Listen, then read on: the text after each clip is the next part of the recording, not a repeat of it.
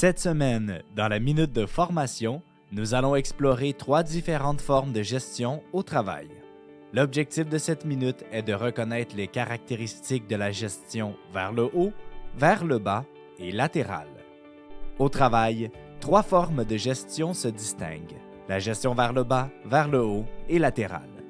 Chaque forme demande une organisation différente des équipes et des chefs. Dans cette minute, nous plongerons dans des mises en situation pour reconnaître leurs caractéristiques et apprendre à les mettre en œuvre efficacement. La gestion vers le haut. Clara, une gestionnaire de projet, cherche à aligner sa vision avec celle de sa direction. Clara sait qu'une bonne relation avec son supérieur est clé. Elle organise donc des rencontres régulières pour discuter des objectifs et s'assurer d'être sur la même longueur d'onde. Lorsqu'elle rencontre un obstacle, elle n'hésite pas à en informer son supérieur, lui présentant à la fois le problème et les solutions envisagées. Voici quelques conseils pour favoriser une bonne entente avec son supérieur.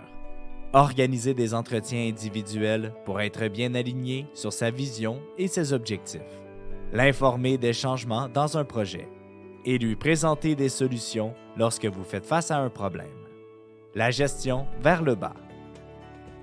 Julien, responsable des ventes, s'efforce de créer un environnement où ses employés se sentent valorisés. Julien communique régulièrement les actualités de l'entreprise et prend le temps d'écouter activement son équipe. Il reconnaît les succès par des félicitations publiques et encourage l'apprentissage de leurs erreurs dans un esprit constructif. Voici quelques conseils pour favoriser un climat de travail positif. Communiquez ce qu'il se passe dans l'organisation en permanence. Écoutez les opinions des membres de votre équipe. Félicitez et récompensez vos employés qui accomplissent des résultats spécifiques. Se montrer réceptif à leurs préoccupations et inciter les employés à comprendre leurs erreurs. La gestion latérale. Sophie, chef d'un département, initie un projet nécessitant la collaboration avec un autre service.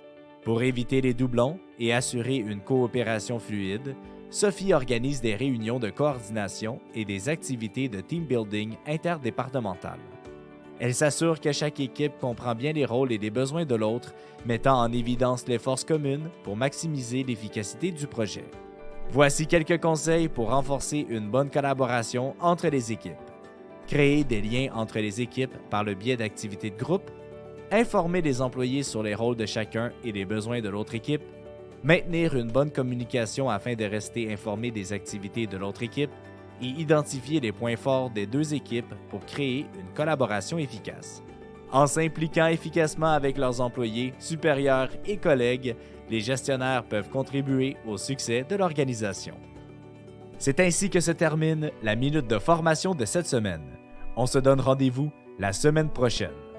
Pour en savoir plus sur nos programmes de formation, visitez notre site internet actualisation.com ou contactez-nous au 1-877-688-0101.